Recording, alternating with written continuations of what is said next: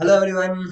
आज हम शुरू कर रहे हैं एक नया चैप्टर जो कि क्लास 8 स्टैंडर्ड से है। इस चैप्टर का नाम आप लोग को दिख रहा होगा, सेल एंड सेल ऑर्गेनल्स। तो जी हाँ, इसमें हमें सीखना है सेल के बारे में और सेल के ऑर्गन्स के बारे में। मतलब सेल के अंदर बहुत सारे पार्ट होते हैं, जैसे माइटोकॉन्ड्रिया, गोल्गी बॉडीज, राइबोसोम, ठीक है, एंडोप्लाज्मिक रेक्टिकुलम हो सकता है, वैक्यूल हो सकता है, सेल वॉल हो सकता है, प्लाज्मा मेम्ब्रेन हो सकता है, साइटोप्लाज्म हो सकता है।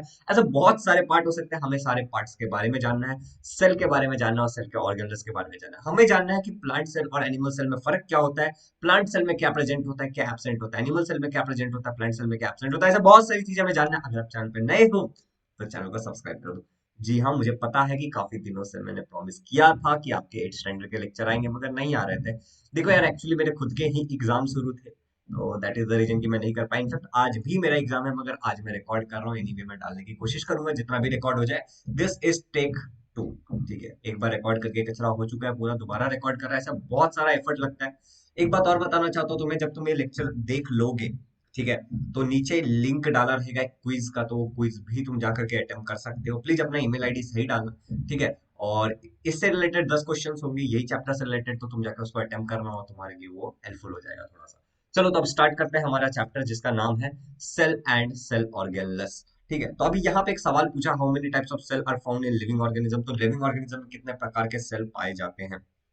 तो देखो यार, फंक्शन पे बात करें तो अलग अलग लिविंग ऑर्गेनिज्म, मतलब लिविंग ऑर्गेनिज्म में अलग अलग सेल अलग अलग टाइप के फंक्शन करते हैं। जैसे कुछ रिप्रोडक्टिव सेल्स होते हैं, उनका काम है रिप्रोडक्शन का।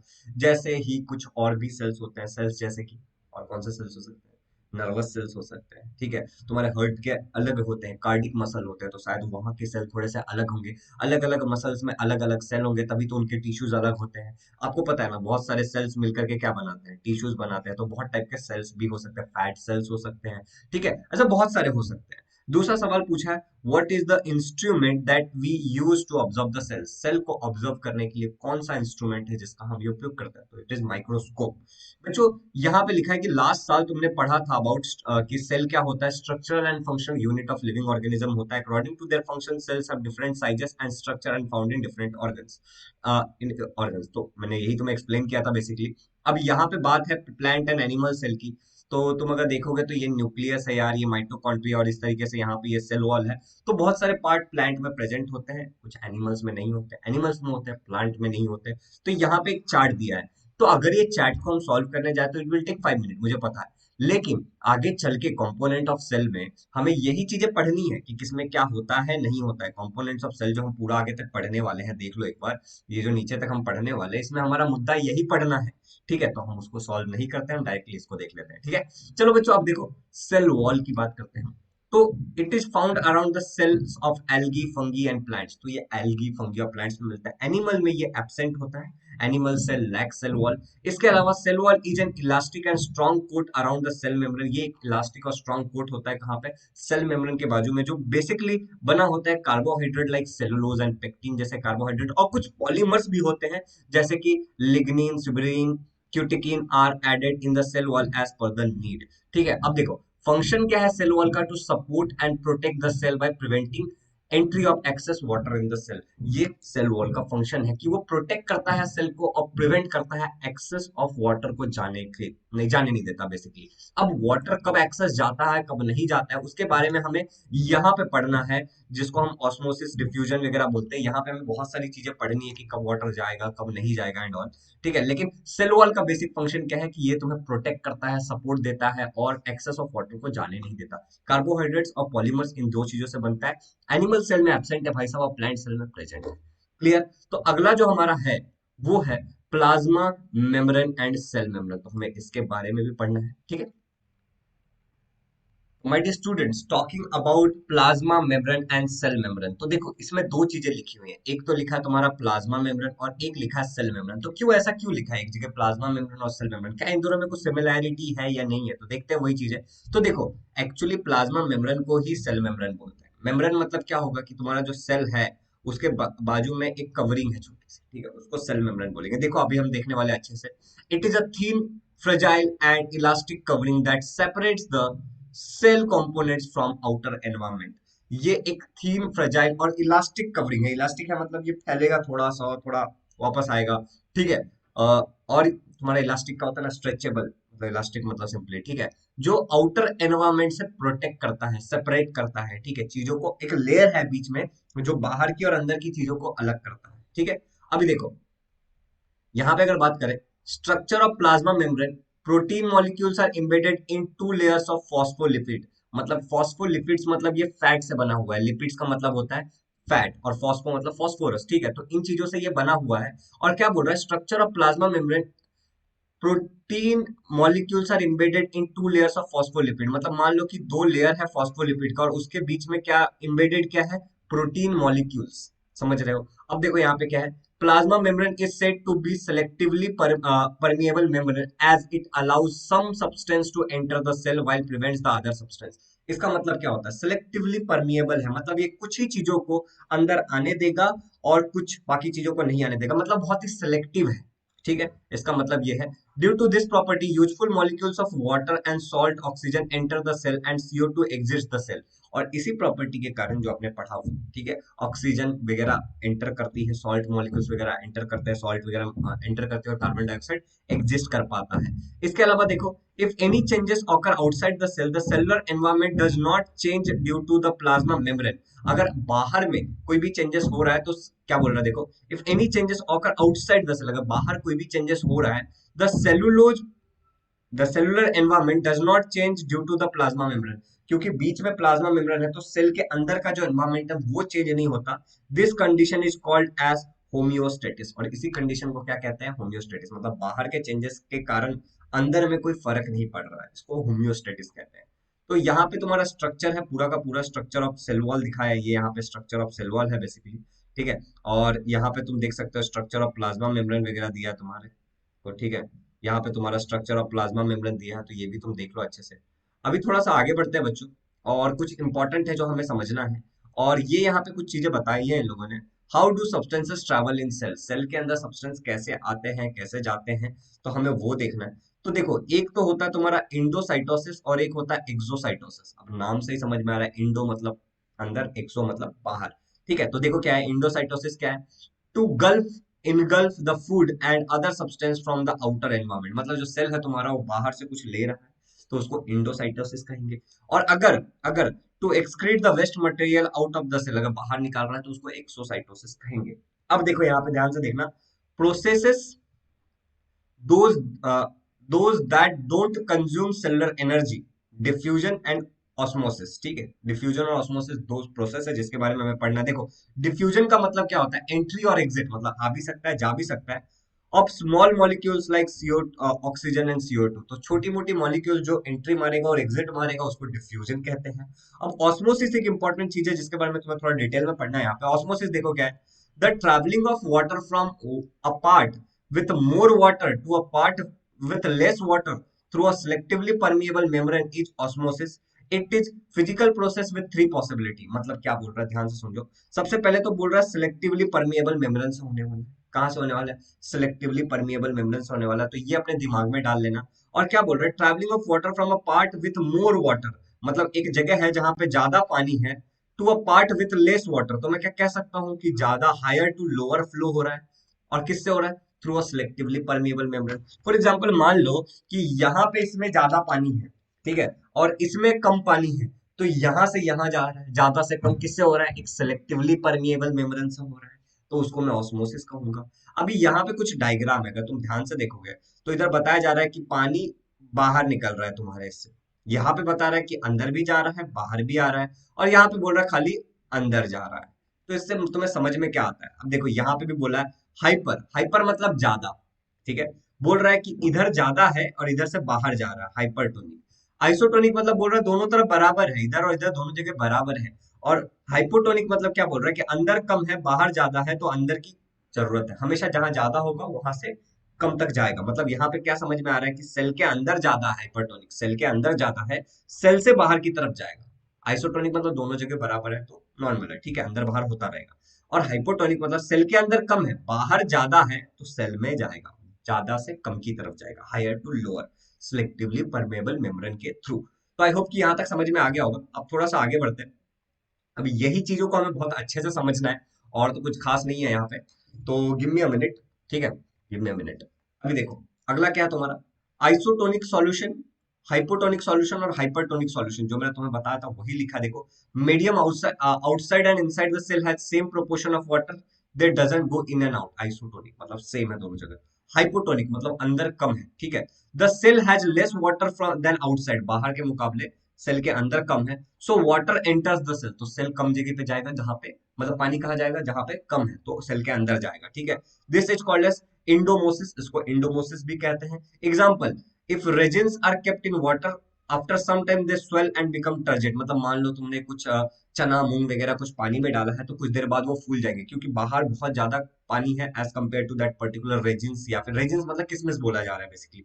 किसमिस को पानी में डालोगे तो किसमिस क्या हो जाएगा, फूक जाएगा। क्यों फूक जाएगा, क्योंकि किसमिस के अंदर कम पानी है एज कम्पेयर टू बाहर, ठीक है, तो वो थोड़ा फूक जाएगा। अच्छा देखो, अब हाइपरटोनिक सॉल्यूशन, हाइपरटोनिक मतलब तुम्हें पता है, cell has more water than the outside medium, so water comes out of the cell, cell के अंदर ही बहुत सारा पानी है, बाहर के मीडियम से तो सेल से बाहर जाएगा, क्योंकि बाहर ज्यादा से कम की तरफ जाने वाला है, ठीक है। तो इसका ये एग्जांपल दिया है, तुम एग्जांपल पढ़ लेना, काफी सिंपल है, ठीक है, काफी सिंपल है, मैंने मुद्दा समझा दिया तुम्हें।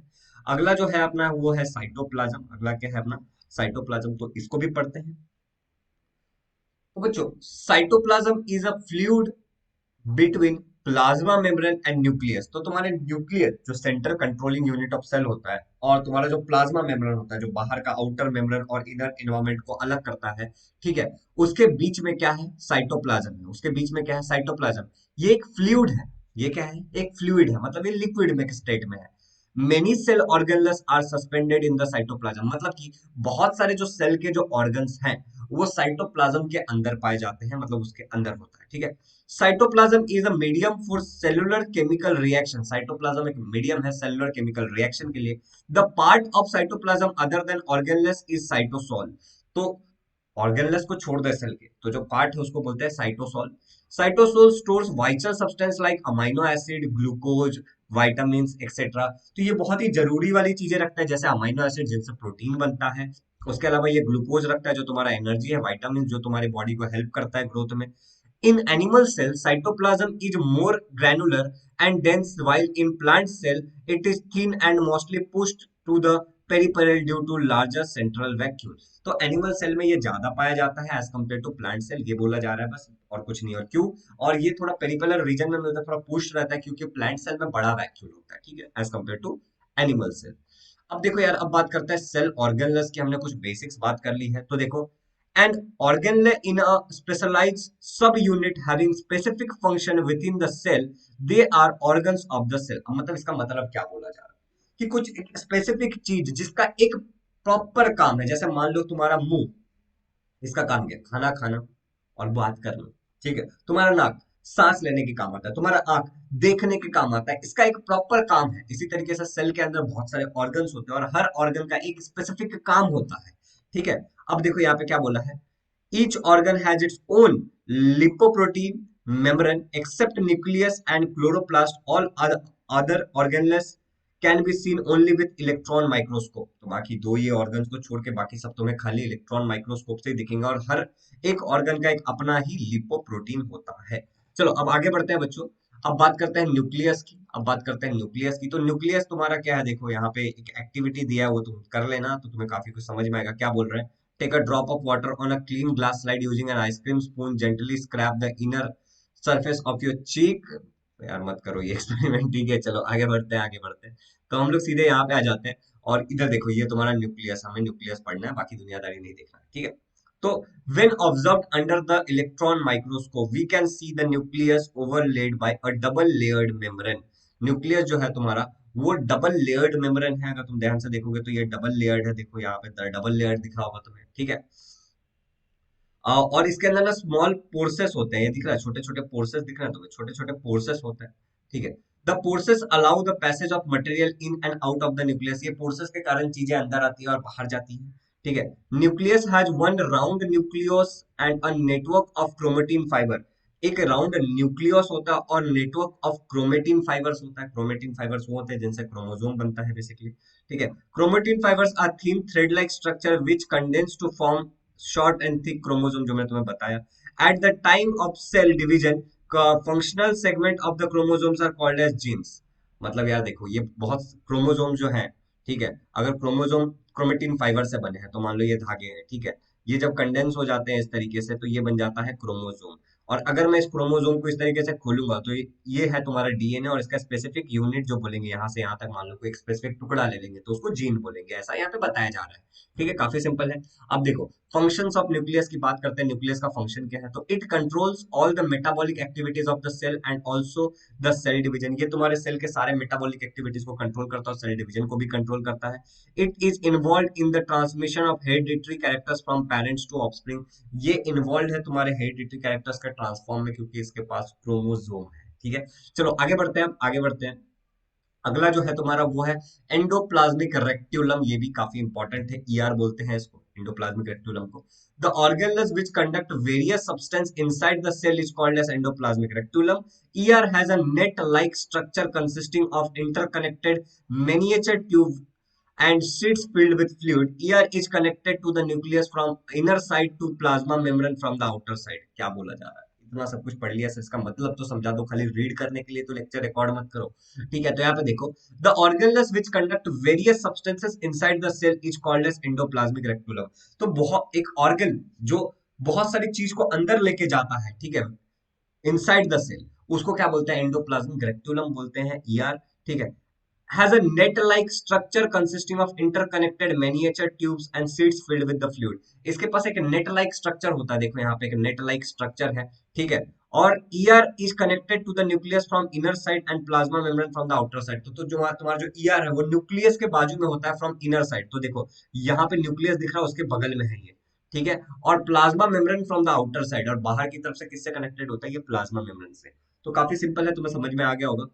Rough year has ribosome ग्रैन्युल्स on the it's outer side. तो रफ ईआर होता है एक, और ईआर के कुछ टाइप्स होते हैं, जिसमें एक रफ ईआर है, ठीक है, जिसमें राइबोसोम ग्रैन्युलस है फ्रॉम इट्स आउटर सरफेस। अब तुम बोलोगे सर राइबोसोम क्या होता है, तो आगे राइबोसोम भी डेफिनेटली होगा, तो मैं तुम्हें समझाऊंगा। और अगर राइबोसोम नहीं हुआ तो मैं तुम्हें बता दूंगा कि राइबोसोम क्या होता है। बहुत सिंपल है, टेंथ वगैरह में तुम जाओगे तो तुम्हें बहुत डिटेल में पढ़ना है ये सारी चीजें, कि हर चीज का अपना अपना काम है।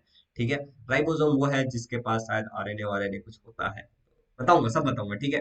आरएनए वारएनए को कुछ तो हेल्प करता है, amino acid, cell division and all, बताऊंगा, सब बताऊंगा, ठीक है। अब देखो यार, फंक्शन ऑफ ईआर बताता हूं मैं तुम्हें।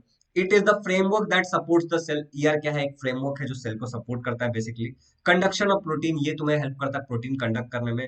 Toxins that have enter the body through the food, air, water are made water soluble by ER and then pushed out of the body। तो जो भी टॉक्सिन्स है, जो भी हानिकारक चीजें तुम्हारे सेल्स में चली गई फूड वाटर एयर के थ्रू, उसको क्या किया जाता है? सॉल्युबल बनाया जाता है, ठीक है, वाटर सॉल्युबल बना करके उसको शरीर से बाहर निकाल दिया जाता है बाय ईआर, एंडोप्लाज्मिक रेक्टिकुलम। ठीक है, तो अब थोड़ा सा आगे बढ़ते हैं। अब बात करते हैं मेरा favourite, Golgi body, Golgi complex, basically Golgi complex. ठीक है, गोल्गी कॉम्प्लेक्स के बारे में बात करना। देखो इसके बारे में काफी कुछ लिखा हुआ है, तुम अगर देखोगे ध्यान से तो, ठीक है। और उसके बाद लाइकोज, ये लाइकोसोम सुसाइड बैग बोलते हैं इसको। फिर माइटोकॉन्ड्रिया देखना है हमें, एंड फिर हमें देखना है माइटोकॉन्ड्रिया के बाद यार क्लोरोप्लास्ट देखना है। आई होप कि इसका चैप्टर खत्म हो जाएगा, ये इसका चैप्टर खत्म हो जाएगा। तो काफी सिंपल चैप्टर है, मतलब काफी छोटा तो नहीं है, सिंपल है लेकिन, ठीक है। देखो बेसिकली इस चैप्टर में है क्या, कि तुम्हें सभी चीजों के फंक्शन को समझना और खत्म करना है, ठीक है। तो अब थोड़ा सा आगे बढ़ते हैं, अब गोल्गी कॉम्प्लेक्स के बारे में बात करते हैं, गोल्गी कॉम्प्लेक्स के बारे में बात करते हैं। ओह यार, काफी पसीना हो गया ना। It is made up of 5 to 8 hollow and flat sacs placed parallel to each other। तो यहाँ पे दिख रहा है ऐसे सैक को एक दूसरे के पैरेलल रख करके इसको बनाया गया है, तो बनता है ऐसे, ठीक है, बनाया नहीं गया। This sacs are called cisternae and are filled with different enzyme. ये अलग अलग इंजाइम से भरा होता है। This proteins coming from ER are enclosed in vesicles. जो प्रोटीन इसमें आते हैं वो वेसिकल्स में होते हैं, which come towards the Golgi complex via cytoplasm. और ये गोल्गी कॉम्प्लेक्स में किस तरीके से आता है? Proteins via cytoplasm. They fuse with the formation face of the Golgi membrane and empty their contents in the cisternae. समझ रहे हो? तो वो इधर अपने सारे कंटेंट को एम्प्टी कर देते हैं इसमें आने के बाद। As they pass through the cisternae they are chemically modified with the help of enzyme. जैसे ही वो गोल्गी कॉम्प्लेक्स में जाते हैं यहाँ से पास हो करके, तो वो क्या हो जाते हैं? केमिकली क्या होते हैं? मॉडिफाइड हो जाते हैं। उसके बाद देखो, they are again packed in the vesicles. Again उसको वेसिकल्स में पैक किया जाता है। They this vesicle exist from the ये क्या लिखा है यार, मैचुरेशन फेज। थस द क्रिस्टेनी work like a packing department and packs and distributes substances। तो मुद्दा तुम्हें क्या समझ में आया? इतना सब कुछ मैंने बोला, काफी कॉम्प्लिकेटेड बोला। अब एक लाइन में बताऊं तो यहाँ पे कुछ सब्सटेंस आते हैं जो इसके अंदर जाता है। इसके अंदर एक क्रिस्टेनी करके एक पार्ट होता है और ये एक पैकिंग डिपार्टमेंट जैसा काम करता है। एक चीज को लेता है, उसको पैक करता है, दूसरी जगह पे भेज देता है। काफी सिंपल है, एक लाइन में बता दिया। अगर तुम्हें ये समझ में आ गया तो बाकी तुम्हें कुछ पढ़ने की जरूरत नहीं है। अच्छा, यहाँ पे देखो इसके फंक्शंस दिए हुए हैं, तो फंक्शन समझ लो। ये करता क्या है वो हमें समझ में आ गया, लेकिन इसका काम क्या, फंक्शन क्या है वो देख लो। Golgi complex are the excretory organ of the cell. Golgi complex क्या होता है, तुम्हारा एक्सक्रीटरी ऑर्गन है तुम्हारे सेल का। ठीक है। एक्स सॉरी, एक्सेटरी बोल दिया मैंने, सुनो यहाँ पे देखो। Golgi complex are the secretory, secretory मतलब कुछ सिक्रेट करने वाला ऑर्गन ऑफ द सेल। ठीक है। It modified sort and it modified sorts and packs material synthesize in the cell enzymes mucus protein pigments etcetera and dispatches them to the various targets like plasma membrane and lysosomes etcetera. मतलब basically ये चीजों को लेता है, pack करता है और अलग अलग चीज पे भेज देता है। ठीक है। और कौन सी चीजें होती हैं, वो एंजाइम होती है, म्यूकस होती है, प्रोटीन होती है, पिगमेंट्स होती हैं। ठीक है। It produces vacuoles and secretory vesicles. ये क्या प्रोड्यूस करता है, वैक्यूल्स प्रोड्यूस करता है तुम्हारा। वैक्यूल्स मतलब तुम्हें पता है, ठीक है, जो तुम्हारा क्या बोलते हैं उसको, वेस्ट मटेरियल को स्टोर करके रखता है। और ये क्या, सिक्रेटरी वेसिकल, सिक्रेटरी मतलब जो कुछ सिक्रेट करेगा, मैंने वहां पे एक्सक्रीटरी बोल दिया था। इसके अलावा देखो, it helps in the formation of cell wall plasma membrane and lysosomes. ये तुम्हारा हेल्प करता है किस चीज के फॉर्मेशन में, सेल वॉल प्लाज्मा मेम्ब्रेन और लाइसोम्स। तो आगे चल के तुम्हें लाइसोम्स पढ़ना ही है, तो बिल्कुल टेंशन लेने वाली बात नहीं है। लाइसोम्स आगे हम पढ़ लेते हैं कि लाइसोम्स क्या होते हैं। देखो, due to the various metabolic activities in the cell, organic waste is generated. Cell के अंदर बहुत सारे मेटाबॉलिक एक्टिविटीज होती रहती, खाना पचाना, खाना खाना, एनर्जी प्रोड्यूस करना। इसके कारण बहुत सारा वेस्ट जनरेट होता है। ठीक है। Lysosome digest this waste. Lysosome का काम क्या है, इन सारे वेस्ट को डाइजेस्ट करना। अब देखो, lysosomes are simple single membrane and bound sacs, sacs मतलब यार गोनी की तरह। ठीक है। Filled with the digestive enzyme, इनके अंदर डाइजेस्टिव एंजाइम होता है। फंक्शन देखो इनका क्या है, immune system. It destroy the viruses and bacteria that attack the cell. समझ गए होगे तुम। Demolition squads, it destroys the worn out cellular organelles and organic debris. Autolysis मतलब जो तुम्हारा सेल अंदर से कुछ खराब हो गया, कुछ भी हो गया, उसको खत्म कर देना इसका काम है। सुसाइड बैग, ठीक है। When a cell becomes old or is damaged, liposome burst and enzyme digest their own cell। मतलब अगर कोई सेल जो है, मान लो कि वो सेल खराब हो गया, ओल्ड हो गया, डैमेज हो चुका है, तो लाइबोसोम उसको अपने अंदर लेकर के ब्लास्ट हो जाता है, सुसाइड बैग की तरह काम करता है। और एंजाइम जो होते हैं उसके अंदर वो डाइजेस्ट कर लेते हैं उस अपने खुद के सेल्स को। देखो, अब देखो, ड्यूरिंग स्टारवेशन, जब तुम खाना पीना नहीं खाते हो तब देखो, lysosome digest the store protein and fat. तो लाइबोसोम क्या करता है, तुम्हारे स्टोर प्रोटीन्स को डाइजेस्ट करता है, जिसको ग्लूकोनियोजेनेसिस कहते हैं, और तुम्हारे फैट को भी डाइजेस्ट करता है, फैट से भी तुम्हें एनर्जी बना करके देता है। ठीक है। तो ये लाइबोसोम का काम है। अब अगला जो हमारे को पढ़ना है वो है mitochondria. It's not chondria, it is chondria. तो माइटोकॉन्ड्रिया के बारे में अब हमें पढ़ना है। तो अगर तुम्हें माइटोकॉन्ड्रिया के बारे में कोई पूछता है कि माइटोकॉन्ड्रिया क्या है, तो मैं तुम्हें बोलूंगा बस उसको इतना बोलो, mitochondria is the power house of the cell. जो सेल को पावर देता है उसको माइटोकॉन्ड्रिया कहते हैं। बाकी चीजें हम देख लेते हैं कि माइटोकॉन्ड्रिया क्या है, कैसा है, क्यों है, अगर है तो उसमें क्या पढ़ना है हमें, एंड सभी चीज देखते हैं। ठीक है। देखो, each cell requires energy and this energy is produced in the mitochondria. हर सेल को एनर्जी चाहिए होता है, और ये जो एनर्जी है ये प्रोड्यूस कौन करता है, माइटोकॉन्ड्रिया करता है। अब देखो, under electron microscope if the mitochondria is seen, it is a double membrane structure. अगर तुम माइटोकॉन्ड्रिया को इलेक्ट्रॉन माइक्रोस्कोप के अंदर देखोगे तो एक डबल मेम्ब्रेन स्ट्रक्चर दिखेगा तुम्हें। The outer membrane is porous. जो आउटर मेम्ब्रेन है उसमें पोर्स होता है, तो वो पोरस होता है। And the inner membrane is deeply folded. और इनर मेम्ब्रेन तुम्हें दिख रहा होगा, डीपली फोल्डेड है। ठीक है। These folds are called as cristae. इस फोल्ड को क्रिस्टई बोलते हैं। The inner cavity is filled with the proteinous gel like matrix containing ribosome। अंदर जो चीज होती है उसके अंदर राइबोसोम होता है, प्रोटीनियस जेल लाइक मटेरियल होता है, दिख सकते हो तुम। ठीक है। Phosphate and granules and DNA. तो डीएनए भी होता है उसमें, और फॉस्फेट ग्रैन्यूल्यूज भी होते हैं। Therefore it can produce its own protein। और इसीलिए mitochondria can produce its own protein. अच्छा, प्रोटीन बनने में तुम्हें पता है by the way DNA help करता है। ठीक है, याद रखना। Protein, it can produce its own protein. अच्छा, with the help of the enzyme mitochondria oxidizes carbohydrates and fats in the cell। अब मैं तुम्हें समझाता हूँ, पहले पढ़ ले पूरा। The energy released in this process is stored in the mitochondria in form of ATP, adenosine triphosphate। ATP का फुल फॉर्म है। ठीक है। Plant cell have less mitochondria than the animal cell। अभी सुनो मैं क्या बोल रहा हूँ। बेसिकली होता क्या है, तुम जो भी खाते हो, ग्लूकोज खाते हो ना, तो ग्लूकोज के अंदर 6 कार्बन होते हैं इसकी। ठीक है। अब ये 6 कार्बन तीन तीन के इसमें टूटते हैं, अब देखो यहाँ पे एक ज्यादा हो गया, तो तीन तीन इसमें टूटते हैं, इसको ग्लाइकोलाइसिस कहते हैं। उसके बाद ये जाता है एक क्रेब्स साइकिल नाम की चीज में, क्रेब्स साइकिल और ईटीसी चेन रिएक्शन में। अब ये जो चीजें होती है बेसिकली, वो उसमें से कुछ चीजें तुम्हारे माइटोकॉन्ड्रिया के अंदर होती है। तो माइटोकॉन्ड्रिया क्या करता है, यहाँ पे एनर्जी प्रोड्यूस करता है। तुम्हारा जो पायरेविक एसिड मिलता है, पायरेविक एसिड को छोड़ो, तुम इतना ग्लूकोज समझ लो, तो तुम्हारा जो ग्लूकोज है उससे तुम्हें एटीपी देता है। एटीपी क्या है, ये एक्चुअली एनर्जी प्रोड्यूस करके देता है तुम्हारे शरीर में, ठीक है। तो एटीपी का फुल फॉर्म देखो यहाँ पे लिखा है, एडेनोसाइन ट्राइफॉस्फेट। तो ये तुम्हारे बॉडी में एक्चुअली एनर्जी प्रोड्यूस करके देता है। तो माइटोकॉन्ड्रिया का काम क्या है बेसिकली, ग्लूकोज या कार्बोहाइड्रेट जो भी तुम्हारे बॉडी में, उससे एनर्जी प्रोड्यूस करना during aerobic and as well as anaerobic. तो एरोबिक में मतलब क्या होगा, एरोबिक में मतलब क्या होगा कि ऑक्सीजन का यूज कर रहा है, एनएरोबिक में क्या होगा, ऑक्सीजन का यूज नहीं कर रहा है। अब चलो फंक्शन देख लेते हैं इसका। तो फंक्शन की बात करें, तो to produce energy rich compound ATP, ATP produce करता है हमें पता ही है। Synthesis of protein, carbohydrates, lipids etcetera using energy in ATP, तो उनका सिंथेसिस करता है, मतलब उनको हेल्प करता है सिंथेसाइज होने में, ठीक है, किसके, एनर्जी जो एटीपी से मिली है उसके द्वारा। तो आई होप कि ये भी समझ में आ गया होगा। अब हमें देखना है वैक्यूल्स, और वैक्यूल्स के बाद लास्ट है क्लोरोप्लास्ट, और फिर ये खत्म हो जाएगा, ठीक है। तो अब वैक्यूल्स देख लेते हैं। तो अगर बात करें वैक्यूल्स की, थोड़ा ज्यादा ऊपर आ गया, थोड़ा ज्यादा नीचे आ गया, चलो बात करें, अगर वैक्यूल्स की बात करें तो देखो, vacuoles are the storage sacs, मतलब इसमें स्टोर किया जाता है sacs for solid and liquid content, solid और लिक्विड कंटेंट दोनों हो सकता है। देखो ये तुम्हें गोनी के जैसा दिख रहा है कि इसके अंदर कुछ भी स्टोर करके रख सकते हो, सिंपल है, ठीक है। They don't have any typical shape और साइज, इनका कोई टिपिकल शेप और साइज नहीं होता। The structure of vacuole changes according to the need of the cell, structure change हो सकता है नीड ऑफ द सेल के हिसाब से। Vacuole is bounded by single membrane, एक सिंगल मेम्ब्रेन होता है इसमें। अब इसका फंक्शन देखो क्या है, to maintain the osmotic pressure of the cell, osmotic pressure तुम्हें पता है ना, हमने ऑस्मोसिस पढ़ा था, ज्यादा से कम की तरफ जाना, using a selectively permeable membrane, ठीक है।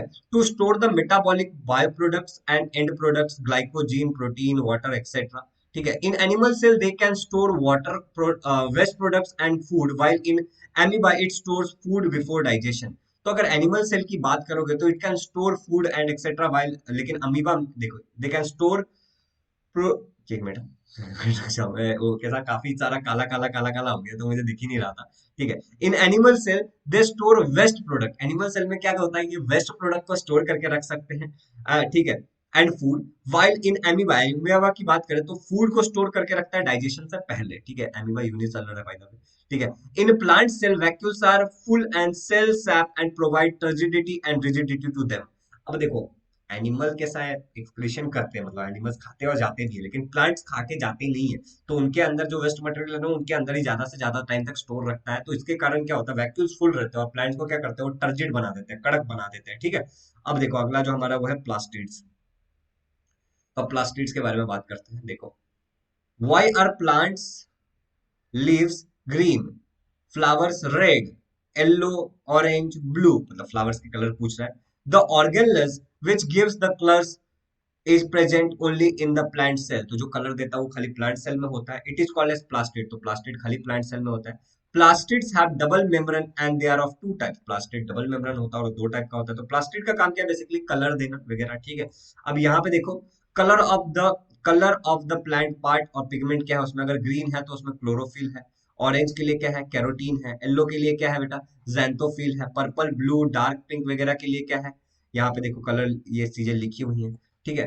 अब देखो यहाँ पे क्या लिखा है, ल्यूकोप्लास्ट, क्रोमोप्लास्ट, मतलब प्लास्टिड्स के दो टाइप है वो बताया जा रहा है। अब ल्यूकोप्लास्ट क्या होता है, व्हाइट और कलरलेस प्लास्टिड, ये व्हाइट होता है या फिर कलरलेस प्लास्टिड होता है। और क्रोमोप्लास्ट, क्रोमो मतलब कलर, ठीक है, कलर्ड प्लास्टिड, ये कलर्ड प्लास्टिड होता है, ठीक है। Chloroplast can be converted into other types of chromoplast. अब जो क्लोरोप्लास्ट है get converted into other types of chromoplast, तो ये व्हाइट वाले हैं, ठीक है, नहीं क्रोमोप्लास्ट, क्लोरोप्लास्ट, अच्छा, तो क्लोरोप्लास्ट जो है वो तुम्हारा कन्वर्ट हो जाता है अदर टाइप ऑफ क्रोमोप्लास्ट में, ये क्रोमोप्लास्ट में कन्वर्ट हो जाता है। Raw green tomato turn red due to the breakdown of chlorophyll and synthesis of lycopene. तो तुम्हारा जैसे मान लो कि कोई भी जो तुम्हारा फल होता है, या फिर जैसे टमाटर की बात की है यहाँ पे, तो टमाटर पहले हरा होता है, आम भी पहले हरा होता है, बाद में पीला हो जाता है, टमाटर लाल हो जाता है, ठीक है। तो वही यहाँ पे लिखा है, रॉ टोमेटो टर्न रेड, तो जो तुम्हारा रॉ टोमेटो लाल कैसे हो जाता है, due to breakdown of chlorophyll, chlorophyll तुम्हारा ब्रेकडाउन होता है किसमें, and synthesis of lycopene, lycopene उसमें सिंथेसिस होता है। तो ऊपर हमने पढ़ा था, देखो यहाँ पे नहीं पढ़ा, ठीक है, चलो आगे बढ़ते हैं फिर। अब बात कर लेते हैं तुम्हारा क्लोरोप्लास्ट के बारे में। तो क्लोरोप्लास्ट भी काफी इंपॉर्टेंट है। अब यहाँ पे एक एक्टिविटी बोला है, take out a thin peel of rhoeo और croton leaf and observe the chromoplast under the compound microscope. ठीक है, तो देखो chloroplast is an important for the photosynthesis process that takes place in the leaves. Chloroplast बहुत जरूरी है क्योंकि ये ग्रीन इसी के कारण आता है जो फोटोसिंथेसिस में हेल्प करता है। Chloroplast in the chlorophyll in the chloroplast. तो क्लोरोप्लास्ट के अंदर क्या होता है, क्लोरोफिल होता है, ग्रीन पिगमेंट। ठीक है, traps the solar energy and converts it into chemical energy. ये तुम्हारे सोलर एनर्जी को लेता है और किसमें कन्वर्ट कर देता है, केमिकल एनर्जी में कन्वर्ट कर देता है। यहाँ पे तुम्हें डायग्राम दिख रहा है ऊपर। ठीक है, ये डायग्राम तुम्हें दिख रहा है। ठीक है, स्ट्रोमोटा, अब देखो क्या बोल रहे हैं, solar energy and converts into chemical energy. Stroma in the chloroplast contain enzyme, DNA, ribosome and carbohydrate. तो स्ट्रोमा करके चीज होती है, देखो यहाँ पे स्ट्रोमा दिखाया तुम्हें, ये स्ट्रोमा दिखाया। ठीक है, तो स्ट्रोमा के अंदर क्या क्या होता है, देखो यहाँ पे इंजाइम्स होते हैं, डीएनए होते हैं, राइबोसोम होते हैं। अब तुम सोच रहे हो इंजाइम मतलब क्या होता है, इंजाइम मतलब होता है केमिकल सब्सटेंस। ठीक है, राइबोसोम्स होते हैं and carbohydrates that are necessary for the photosynthesis. तो फोटोसिंथेसिस के लिए जो जो चीजें चाहिए वो स्ट्रोमा करके इसमें होता है। ठीक है, और यहाँ पे काफी सारे पार्ट है। अगर तुम यहाँ पे देखोगे तो इस तरीके से कॉइन के ऐसे मतलब एक कॉइन दूसरे कॉइन के ऊपर जैसे कुछ चीजें रखी हुई हैं। ठीक है, इनको क्या बोला जाता है, यहाँ पे देखो थेकॉइड। ठीक है, थैक्ले थैल्का थैल्कोइड। ठीक है, सही पढ़ा था मैंने, पहले सही पढ़ा था, बाद में मेरे को लगा गलत पढ़ रहा हूँ मैं। अब देखो इसके फंक्शन के बारे में बात करते हैं, फंक्शन के बारे में बात करते हैं। तो देखो chloroplast convert the solar energy into chemical energy. तुम्हें पता है प्लांट ऑटोट्रॉपिक होते हैं, खुद का फूड खुद बनाते हैं using photosynthesis. Chromoplast give different colours to the flowers and fruits. Chromoplast जो होता है अलग अलग फ्लावर ऑफ मतलब अलग अलग कलर फ्लावर और फ्रूट्स को देता है। ठीक है, leucoplast are involve in the synthesis and storage of food like starch, oils, proteins. Mitochondria, तो यहाँ पे ल्यूकोप्लास्ट का काम पढ़ लिया हमने, सिंपल लाइन था वो। ठीक है, mitochondria and plastids can produce protein as well as replicate themselves when they are having their own DNA and ribosome। तो माइटोकॉन्ड्रिया प्लास्टिड जो है वो खुद को कुछ प्रोटीन प्रोड्यूस कर सकता है और खुद को रेप्लिकेट कर सकता है, इसका मतलब अपने जैसा दूसरा बना सकता है। ठीक है, कब, जब उनके पास खुद का डीएनए और राइबोसोम होगा। After the studying the cell and cell organelles, you must have come to know that all the function in the plant and animal cell are taking place smoothly due to the cell organelles. Such developed cell as called as eukaryotic cell. Last year we have studied about prokaryotic cell bacteria. Let's us now compare them. अब देखो, अब तुमने यहां तक पढ़ा हो तुम्हें एक चीज तो समझ में आ ही गया होगा कि अलग अलग पार्ट है जो मिल करके पूरे के पूरे सेल को चला रहे हैं। तो सेल के अंदर भी बहुत सारे पार्ट है। अब देखो जैसे हमारे बॉडी में बहुत सारे पार्ट है, हाथ पैर सब मिल करके क्या कर रहे हैं, हाथ पैर नाक आंख, ये मिल करके हमें पूरा सस्टेन करने में हेल्प कर रहा है। उसी तरीके से हर एक सेल के अंदर बहुत सारे पार्ट है जो एक एक सेल को चला रहे हैं, और हर एक सेल में उतने पार्ट है। तो सोचो, ठीक है, कमाल है ना। लास्ट ईयर तो, और ये जो डेवलप्ड सेल है जिसमें सभी चीजें हैं उसको यू कैरियोटिक बोलते हैं। यू का मतलब ही ट्रू होता है। ठीक है, कैरियोटिक मतलब न्यूक्लियस। ठीक है, जिसमें ट्रू न्यूक्लियस है जो वेल डेवलप्ड है। और लास्ट ईयर तुमने प्रोकैरियोटिक पढ़ा था, तो यहाँ पे एक छोटा सा कंपैरिजन दिया है यूकैरियोटिक और प्रोकैरियोटिक सेल में। तो तुम्हें दोनों पता है, लास्ट ईयर तुमने प्रोकैरियोटिक पढ़ा था, इस साल तुम्हें यूकैरियोटिक बता दिया गया है। तो तुम आसानी से इसको कंपेयर कर लोगे और तुम्हें सब कुछ समझ में आ जाएगा। ठीक है, अच्छा अब एक बात और, यहाँ पे एक्सरसाइज है, मैं सजेस्ट करूंगा कि इस एक्सरसाइज को एक बार पढ़ो और तुम्हें देखो कि जो जो मैंने पढ़ाया है उसके हिसाब से तुम्हें लग रहा है कि उसी में से सवाल पूछा है या नहीं पूछा। मैं सॉल्व करने के लिए नहीं कह रहा हूँ, मैं बस ये बोल रहा हूँ कि देख लो। एक क्विज का लिंक रहेगा नीचे, ठीक है, तो उसको अटेंड कर लेना। और मैं समझ सकता हूँ इस बात को कि मैंने इस चैप्टर को उतने अच्छे से नहीं पढ़ा पाया हूँ मैं। ठीक है, मैं इस बात को जानता हूँ, मगर उसके पीछे का रीजन यही है कि मेरे मन में साइमल्टेनियसली कंटिन्यूअसली लगातार रिपीटेडली एक ही चीज चल रहा है कि मेरे खुद का एग्जाम है। ठीक है, and that is the reason कि मैं नहीं डाल रहा था चैप्टर 8 स्टैंडर्ड का, और मैं 9th का भी नहीं डाल रहा हूँ, इतना 10th का भी नहीं डाल रहा हूँ। मगर बच्चों का बार बार कमेंट आने पे मुझे लगा कि यार डाल देना चाहिए, बच्चों को नीड है। तो फिलहाल के लिए इतना समझ लो, अगर पॉसिबल होगा तो मैं इसका एक समरी बना दूंगा जिसमें हम लोग खाली पार्ट्स का नाम लिखेंगे और मैं आकर के आपको बता दूंगा कि इसमें क्या किसका फंक्शन है, तो तुम्हें आसानी से समझ में आ जाएगा। बाय द वे एक एक लाइन को तो एक्सप्लेन किया ही है, तो इट इज सफिशियंट। मगर और मैंने अपना बेस्ट नहीं दिया, ये मैं जानता हूँ, I am very sorry for that. और अगर तुम चैनल पे नए हो तो प्लीज सब्सक्राइब कर लेना, वीडियो को लाइक कर देना। एंड पक्का इसको अच्छी तरीके से एक्सप्लेन जरूर किया जाएगा, लेकिन पहले चैप्टर खत्म कर देता हूँ, 19-20 जितने भी चैप्टर तुम्हारे, पहले वो चैप्टर्स को खत्म कर देते हैं। चलो, thank you, bye bye, take care.